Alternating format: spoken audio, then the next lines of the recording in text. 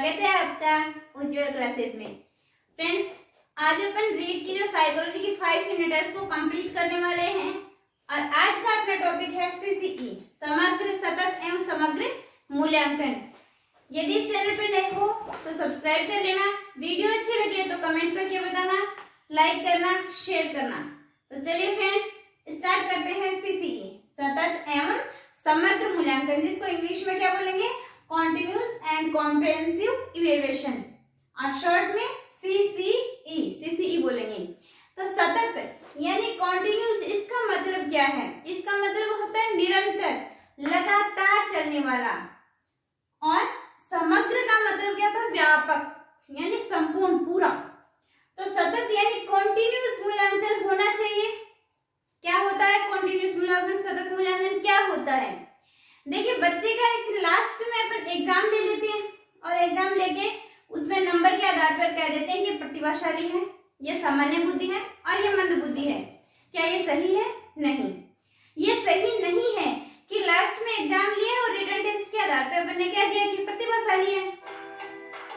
लेकिन यदि हम इसकी जगह ऐसे करें कि बच्चे का बार बार मूल्यांकन करें, यानी एक चैप्टर पढ़ाया उसका मूल्यांकन करते रहे, दूसरा पढ़ाया उसका मूल्यांकन करें, तो उससे क्या होगा, बच्चे में हमें पता चलेगा कि क्या कमजोरी है, क्या कारण है बच्चे के नंबर नहीं आ रहे।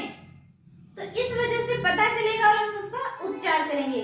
और यदि कॉन्टिन्यूस यदि मूल्यांकन होता रहे, सतत मूल्यांकन होता रहे, लगातार होता रहे, तो इससे आत्महत्या की कोई प्रॉब्लम ही नहीं आएगी। बच्चा जो है वो खुद ही, ऐसा कभी नहीं होगा, ऐसे यदि लगातार मूल्यांकन होगा तो ऐसा कभी नहीं होगा कि एक बच्चे के आ रहे 95 और उसी क्लास में एक बच्चा फेल हो रहा है, ऐसी समस्या नहीं आएगी। तो इसके लिए हमें क्या करना होगा, सतत मूल्यांकन करना चाहिए। सतत मूल्यांकन से निदान भी हो जाएगा, हमें कारण का भी पता चलेगा और उपचार भी कर सकेंगे।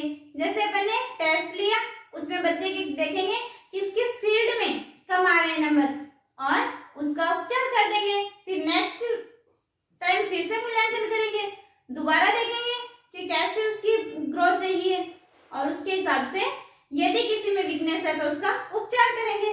समग्र मूल्यांकन क्या होता है? समग्र का मतलब है व्यापक, यानी सिर्फ और सिर्फ एग्जाम में जो नंबर आते हैं उसी के आधार पर बच्चे को ये बताना गलत है कि ये प्रतिभाशाली है, सामान्य बुद्धि है या मंद बुद्धि है। बच्चे का जो है वो समग्र मूल्यांकन होना चाहिए, उसके व्यवहार का मूल्यांकन होना चाहिए, उसके आचरण का मूल्यांकन होना चाहिए, शैक्षिक प्रगति का जो एक्टिविटी है उसका मूल्यांकन होना चाहिए, उसकी कला का मूल्यांकन होना चाहिए कि उसमें कौन सी कला छुपी हुई है, यानी हर चीज का मूल्यांकन होना चाहिए। व्यापक तरीके से उसका मूल्यांकन किया जाना चाहिए, सिर्फ और सिर्फ ज्ञानात्मक पक्ष का ही नहीं। हो सकता है कि एक बच्चा जो है वो किताबी कीड़ा हो, लेकिन उससे बोलने का तरीका तक नहीं पता, वो टीचर को भी कुछ भी बोल देता है, तो क्या वो बच्चा जो है उसको अच्छा बच्चा, प्रतिभाशाली बच्चा उस श्रेणी में रखेंगे? नहीं, क्योंकि उसके व्यक्तित्व का विकास नहीं हो रहा है, उसमें सिर्फ और सिर्फ किताबी कीड़ा है। और एक बच्चा जिसके मान लो कि टेस्ट में कम नंबर आ रहे हैं लेकिन वो बहुत अच्छा है, उसका व्यवहार बहुत अच्छा है, उसमें जो है सारे संस्कार भरे हुए हैं, उसकी कला जो है अलग अलग कलाओं में वो शारीरिक कौशल उसमें बहुत अच्छे हैं, तो उसको क्या इग्नोर कर दें? नहीं, उसके नंबर भी उसमें जुड़ने चाहिए। तो यह है समग्र यानी व्यापक मूल्यांकन उसका किया जाना चाहिए। तो व्यापक मूल्यांकन, समग्र मूल्यांकन को कितने भागों में बांटा है? 2 भागों में। एक होता है शैक्षिक, एक होता है सहशैक्षिक। शैक्षिक में अपना पाठ्यक्रम आ जाता है, जो बुक्स वगैरह है उसका, और सहशैक्षिक में कौन सा आ जाता है? जीवन कौशल। उसको जीवन कौशल का ज्ञान है कि नहीं है, अभिवृत्ति उसकी कैसी है, नजरिया उसका कैसा है, व्यवहार, उसका व्यवहार यदि अच्छा है तो व्यवहार के भी नंबर उसमें ऐड होने चाहिए। पाठ्य सहगामी क्रियाएं, वो पाठ्य सहगामी क्रियाओं में भाग लेता है या नहीं लेता? स्कूल में कोई भी एक्टिविटी होती है उसमें बच्चा एक्टिव रहता है हमेशा, तो क्या उसके नंबर नहीं जुड़ने चाहिए? जुड़ने चाहिए। तो उसके पाठ्यसहगामी क्रियाओं में वो भाग लेता है कि नहीं लेता। यदि वो भाग लेता है, अच्छा परफॉर्मेंस करता है, तो इसके भी नंबर उसके जुड़ने चाहिए। तो ये है व्यापक मूल्यांकन। कितने भागों में बांटा? 2 भागों में, शैक्षिक और सह शैक्षिक। शैक्षिक में क्या आएगा? पाठ्यक्रम, और सह शैक्षिक में क्या आएगा? जीवन कौशल, अभिवृत्ति, व्यवहार और पाठ्यसहगामी क्रियाएं। अब देखते हैं सीसी के बारे में कि सीसी की सबसे पहले सिफारिश राष्ट्रीय शिक्षा नीति 1986 के द्वारा की गई और इसे एनसीएफ 2005 के अंतर्गत लागू किया गया। सिफारिश किसके द्वारा की गई? राष्ट्रीय शिक्षा नीति 1986 के द्वारा। सीसी की सिफारिश ध्यान रखना किसके द्वारा की गई थी? राष्ट्रीय शिक्षा नीति 1986 के द्वारा।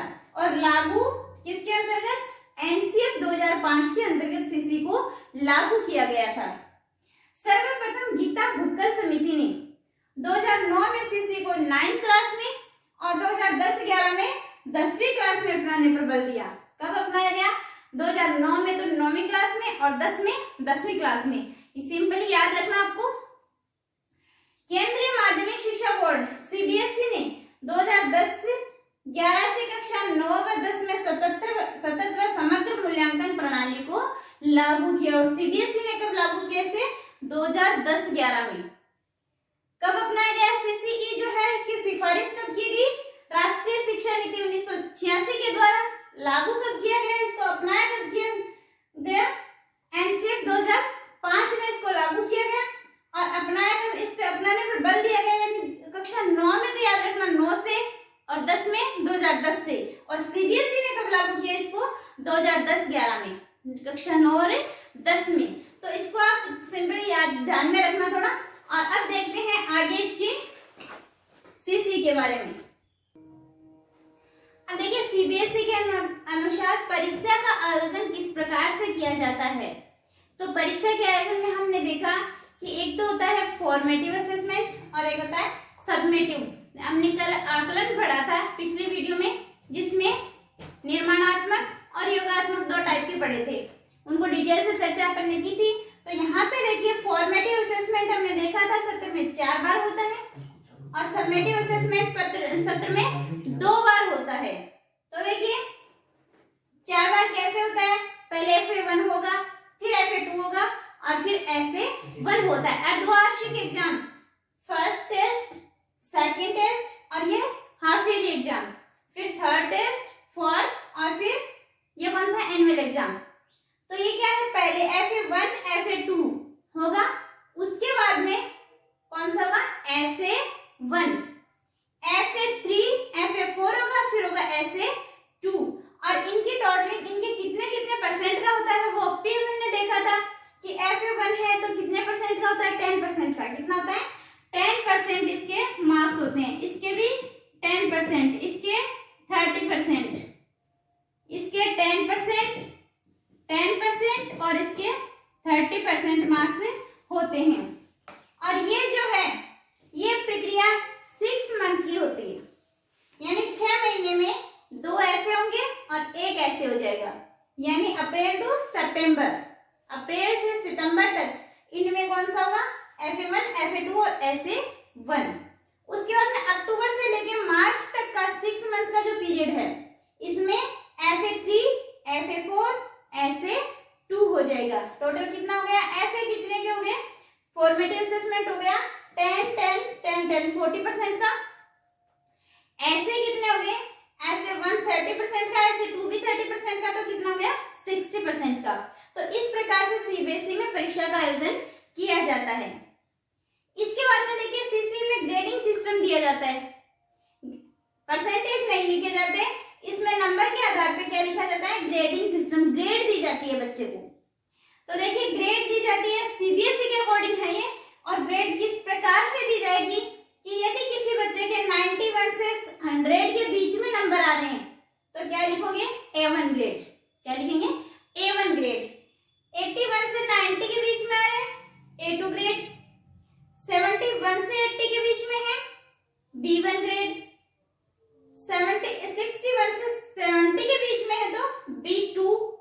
51 से 60 C1, 41 से 50 C2 और 33 से लेके 40 तक का आ रहे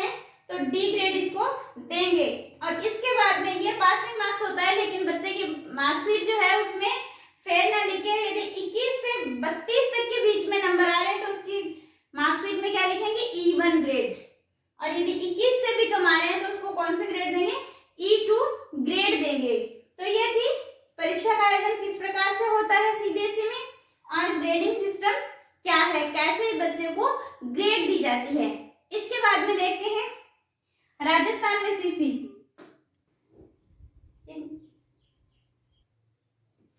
तो देखिए राजस्थान में सीसी, राजस्थान में सतत एवं समग्र मूल्यांकन। तो ये राजस्थान में 3 चरणों में लागू किया गया था। पहले जो है प्रथम चरण में सबसे पहले क्या किया गया, 2011-10-11 में पायलट प्रोजेक्ट के रूप में सीसी को अलवर और जयपुर के जिले के 60 विद्यालयों में लागू किया गया और देखा गया कि कैसा रिस्पांस मिलता है, कैसे क्या कुछ इसका रहता है।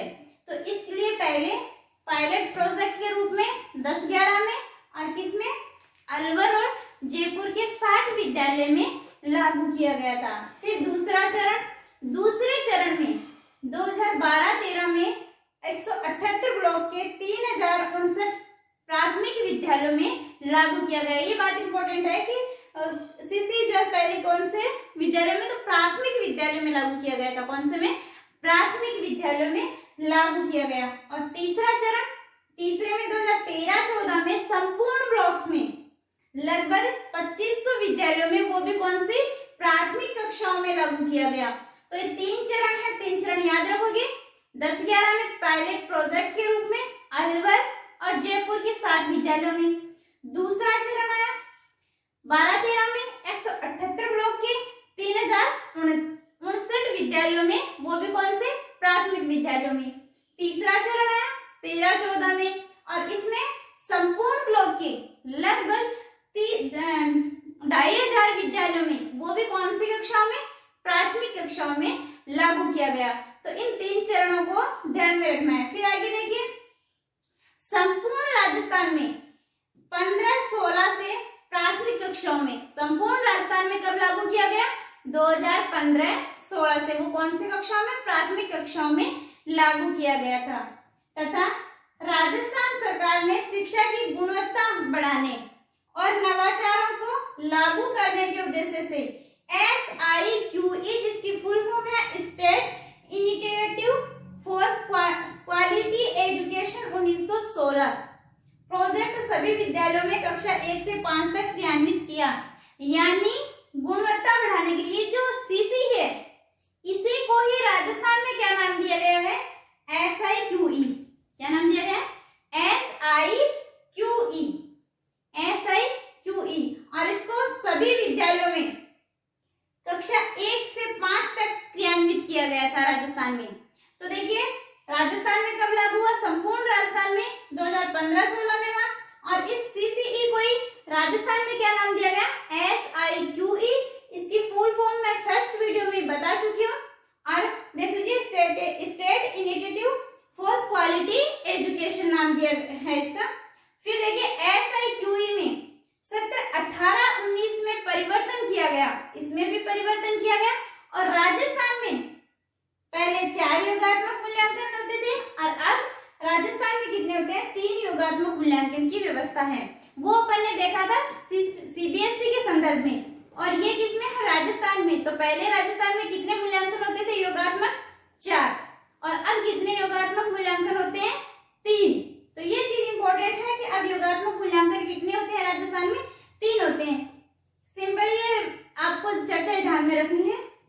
प्रथम चरण पायलट प्रोजेक्ट के रूप में 2010-11 में सीसी किस में लागू किया, अलवर और भरतपुर के 60 विद्यालयों में। फिर द्वितीय चरण 12-13 में आया 178 ब्लॉक के 3059 प्राथमिक विद्यालयों में।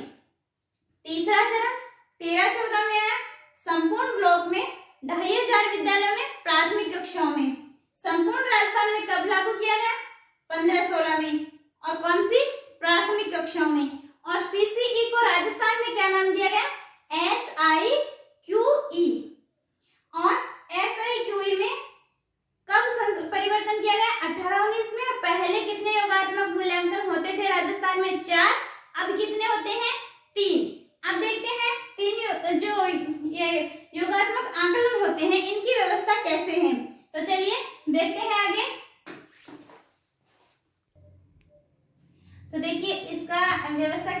प्रकार से की गई है, जो 3 ऐसे होते हैं। योगात्मक मूल्यांकन जो फर्स्ट होता है उसका कितना पाठ्यक्रम होगा, 45%। फिर कितना होगा, ऐसे 2 का 40% और ऐसे 3 का 15% होता है। तो इसमें ग्रेडिंग सिस्टम जो है, राजस्थान में जो ग्रेडिंग सिस्टम क्या रखा गया है, ABC। ए ग्रेड किसको देंगे, जो स्वतंत्र रूप से अपने अधिगम उद्देश्यों की प्राप्ति कर सकता है, यानी स्वतंत्र रूप से जो सीख सकता है, कार्य कर सकता है, वो कौन से ग्रेड देंगे उसको, ए ग्रेड। बी ग्रेड किसको देंगे, जो साथी या फिर टीचर इनकी हेल्प से को कार्य कर सकता है, अधिगम उद्देश्य जो है उनकी हेल्प से प्राप्त कर सकता है, उसको कौन से ग्रेड देंगे, बी। और सी किसको देंगे, जो जिस बच्चे पर अतिरिक्त प्रयास कर लो उसके बाद में भी निश्चित जो समय है उसमें वो अधिगम जो उद्देश्य है उनको प्राप्त नहीं कर सकता, यानी उस पे बहुत मेहनत करने के बाद में भी निश्चित समय में नहीं कर सकता, उसको क्या कौन से ग्रेड देंगे, सी। तो आपको सिंपली ये चर्चा ध्यान में रखनी है। और आज अपनी जो है 5th यूनिट कंप्लीट हो गई है। और यदि आपको अच्छा लगा है वीडियो तो कमेंट करके बता दीजिएगा, चैनल पे नए हो तो सब्सक्राइब कर दीजिएगा और लाइक कर दीजिएगा और ज्यादा से ज्यादा शेयर कीजिएगा। थैंक यू फ्रेंड्स, मिलते हैं नेक्स्ट वीडियो में।